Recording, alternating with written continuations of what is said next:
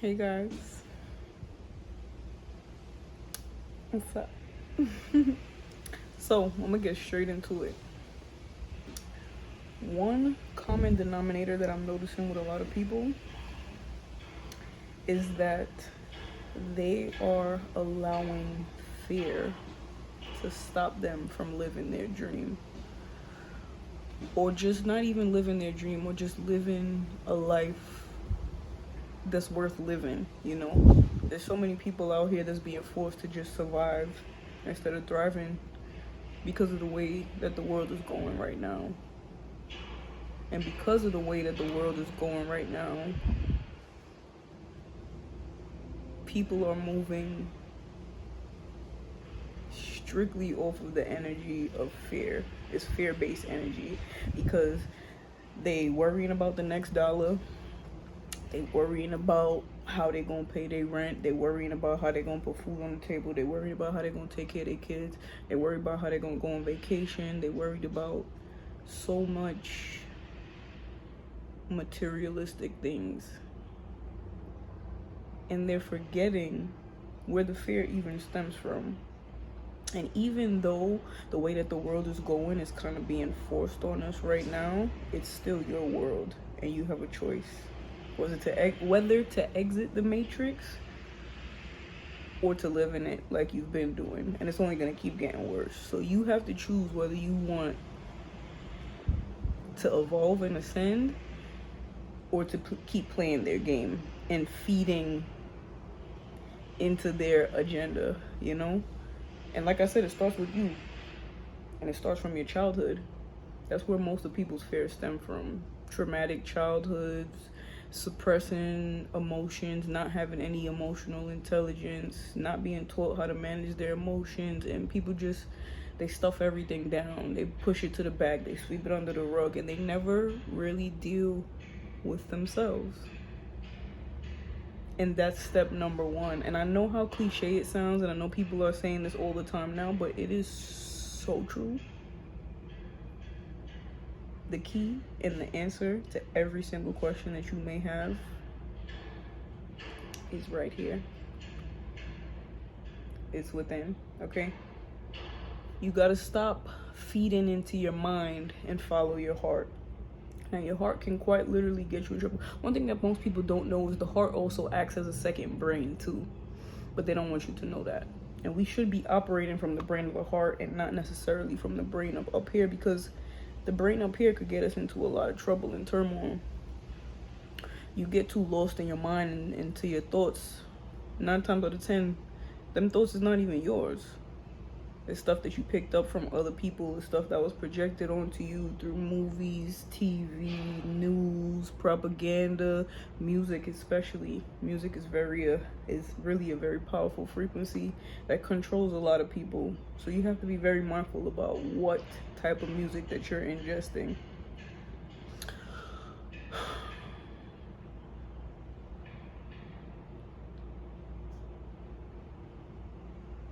Starve your fears, feed your vision. Okay? There was an idea that was planted in your head for a reason, whether it be a business plan, a goal that you have in life, something that you want to execute before you die, the list goes on, something that you want to accomplish, blah, blah, blah, blah. But there's a reason why that was planted in your mind. It didn't just come floating out of nowhere and just land on your thoughts for no reason. Everybody came here to fulfill a mission. There's a job for everybody. Everybody plays a role, whether it be positive or negative. In order for this world to exist, dark and light energy has to coexist. So without light, there's no dark. Without dark, there's no light. Everybody plays a role. So as much as we want to just bury evil and negative energy, there would be no good energy or light energy without that dark energy. There has to be a balance. We live in a duality. There has to be a balance. The balance has to be even in order for there to be harmony. And right now, there's no balance. And right now, the dark energy is kind of outweighing the light energy right now. But that's because The dark forces are putting all their cards on the table right now because they already know that light is about to prevail and there's nothing that they could do about it. So they're just doing everything in their power that they possibly can right now to try to make it seem like they're winning, to instill more fear into people. But what people need to realize is fear is just an energy. Everything is energy, and everything is spiritual. Everything starts in the spiritual before it manifests in the physical. That's why it's very important for you to tap in with yourself and your soul and your spirit, so you can decode the messages that it's trying to give you every day, every second of the day. Your spirit is trying to send you codes and messages for you to download, but you have to pay attention and you have to be present in order to receive them. You may be asking God for guidance or wisdom or a way or a pathway or something. You may be asking, and he could be quite literally showing it to you every day, but you're just not paying attention to be able to see it. You might be thinking, my prayers seem like they're going unanswered, but it's just that you're not present enough to get the answers. Okay, there's so much things going around you that you're distracted by the answers that's trying to be given to you. Okay? With all the chaos and darkness going on in the world right now, as hard as it seems, we still need to find time for self. Self-care is imperative right now, especially for the shift that's going on consciously. The new world is about consciousness. Christ coming is a consciousness. They're referring to Christ consciousness, not a physical person or being. It's a spiritual and mental thing. It's a mental evolution and a spiritual evolution that's happening. And there's going to be two different worlds that exist at the same time, which is happening right now. There's going to be a lower frequency and a higher frequency. The new world is the higher frequency, and the old world operates on the low frequency. And low frequencies is all of the negative energies and emotion, like, the 7 deadly sins: lust, fear, guilt, greed, all that stuff. Those are all low vibrations, and a good portion of the world is operating on those low vibrations.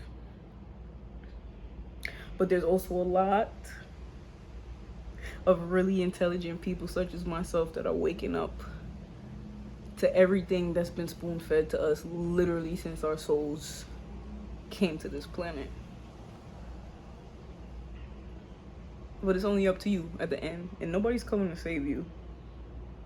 Nobody. Not your mother, not your father, not your siblings, not your best friend, not your husband, not your partner, not your dog, not your spirit. Well, your spirit, yes, your spirit is coming. My bad. I don't know why I just said that. I was trying to say not like your spirit animal. Pretty much the direction that I'm going is nothing outside of you is going to save you. Now, things may help you, they may guide you, but you can't keep looking outside, or else you'll never tap into who you truly are and your true potential, and you'll never be able to fulfill your mission if you don't tap into self. And tapping into self requires a very strenuous process, okay? You have to cleanse your spirit and your soul from all the debris, the negative debris that's been hanging around you from whatever you went through in your life journey. You have to fully dig down to reach your inner child and ask that child what it requires to heal, because that's who you should be speaking to, yourself. And yourself is that inner child that you've been neglecting for all these years. Okay, people been working so hard, hustling, grinding, I gotta get this money, this, that, this type of mindset, that they forget that there's a little kid in them that exists that wants nothing but for you to tap in and just ask them how they doing and what they need from you. They just need a little bit of time and attention. See, we grow up and we forget to play. You feel me? All of us, when we were kids, the main thing that we always wanted to do was grow up. And now we're here and we're all reminiscing and having nostalgia about the times when we were kids and life was easier. We need to take notes from that kid. Aside from the notes of us wanting to be a grown-up before our time, because Lord knows nobody wants that right now. We'll all do anything to go back to when things was easy and we didn't have to be responsible adults. But we need to play. Go outside, go jump rope, go ride a bike. When you take your kids to the park, actually play with them and don't just watch them play. Like, be a kid too. Every time I take my son to the park, I get on the monkey bars and I hang upside down like clockwork. He knows me. Mom, why you not? If I don't do it, that's how often I do it. It's something strange. If I'm not doing it, he feels like something's wrong. You need to play too. Like, I literally, when I take my son to the park 9 times out of 10, I become a kid myself. And it's crazy because I tap into that childlike energy so much to the point where little girls always gravitate towards me. And it's like I'm one of their little besties while I'm at the playground with them. That's what we need to remember how to do. Okay, take your kid to the trampoline park. Don't just watch them. Get on the trampoline too. Bounce around a little bit. You feel me? Go in the water. The beach especially. Cleanse yourself. That is self-cleansing. Water is so healing. Go touch some grass. Quite literally. Like, literally take your shoes off. Let your toes feel the grass and sand and nature. We need to get back to getting in touch with nature. It's so important. The reason why Mother Nature is having all these crazy episodes is because it's screaming at us and telling us that we need to tap back into her. We look into AI and internet and all these things that don't even matter when nature literally surrounds us every single day and it has all the answers that we need and all the healing powers and abilities that we need to evolve and heal ourselves. The time is coming, and very rapidly. And I hope that this message could reach somebody that needs it. Because I know throughout this journey, I never had any guidance, and I always looked for messages like this or people like this to hear from that could give me wisdom about my spiritual journey and my path. But I never did, and I had to figure out everything myself, which is why I've been given this mission to be the guidance for people that don't have it. So I know I keep telling y'all I'm gonna be more consistent on here, but I really have to use this platform. And like I said in the last video, I know that once I really lock in and get consistent, I am going to take off rapidly. And this is, like I said, part of the reason why I hold back, because it's going to be a lot of work to be that consistent. I'm going to have to be on it nonstop. And it's like, I already